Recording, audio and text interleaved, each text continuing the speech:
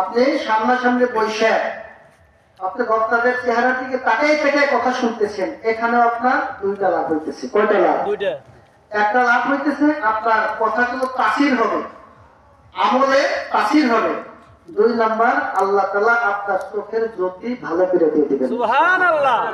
এই জন্য আলেমের চেহারা থেকে তাকিয়ে দিলে আল্লাহ তাআলা চোখের জ্যোতি বাড়াইয়া দিয়ে দেন। সুবহানাল্লাহ। সুবহানাল্লাহ।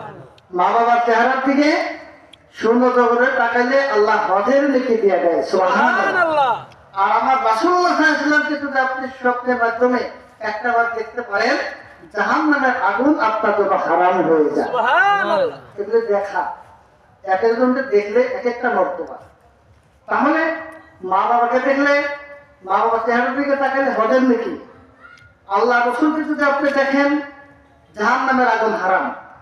আর যদি আপনি আলেম ওলামাদের চেহারা ভালো করে দেখেন, চোখের জ্যোতি আল্লাহ ভালো করে দিয়ে দিবেন। সুবহানাল্লাহ। সগীরা গুনাহগুলো আল্লাহ মাফ করে দিয়ে দিবেন। সুবহানাল্লাহ। এই জন্য আমরা যে নবীর উম্মত হয়েছি, আমার ভাইজান এই নবীর প্রশংসা করেছেন, অনেক কথাই বলতেছিলেন। এই নবীর প্রশংসা করে শেষ করা যাবে না, কখনো শেষ করা যাবে না। নবী তো নবী, সম্মান দিচ্ছেন কে? আল্লাহ। এই নবীকে যদি কেউ অপমান করে আল্লাহ কি বরদাস্ত করবেন? না।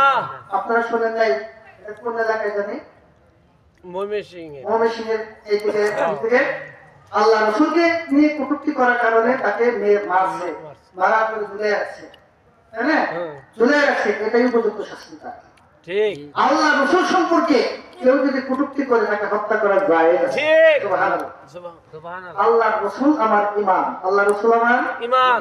আপনি আপনার আমল নামায় নামাজ আছে, রোজা আছে, হজ আছে, যাকাত আছে, সবকিছু আছে, কিন্তু আল্লাহ রসুলের প্রেম নাই, লাভ হবে না। একটা লাভ হবে কি? না। একটাও লাভ হবে না। এই জন্য আল্লাহ রসুলকে আপনি ভালোবাসবেন। আপনি আমল যদি ছোট্ট করেন, আল্লাহ রসুল বলছেন আখলিস বিনাকা ইয়াকফিকাল আমালুল কলিল, তোমার ঈমানটারে তুমি শক্ত করো, মজবুত করো। আমল যদি ছোট্ট হয়, ওই ছোট আমলেই তোমাকে টান দিয়ে জান্নাতের ভিতরে নিয়ে যাবে। সুবহানাল্লাহ। এই জন্য আমরা আমল যেটুকু করি আল্লাহ রসুলের তরিকা মোতাবেক আমরা করবো। আল্লাহ রসুলকে আমরা ভালো রাখবো। আল্লাহ রসুলকে অপমান কেউ যে করতে চেয়েছে সেই অপমানই তো হয়েছে। আমার ভাইয়েরা বন্ধুগণ,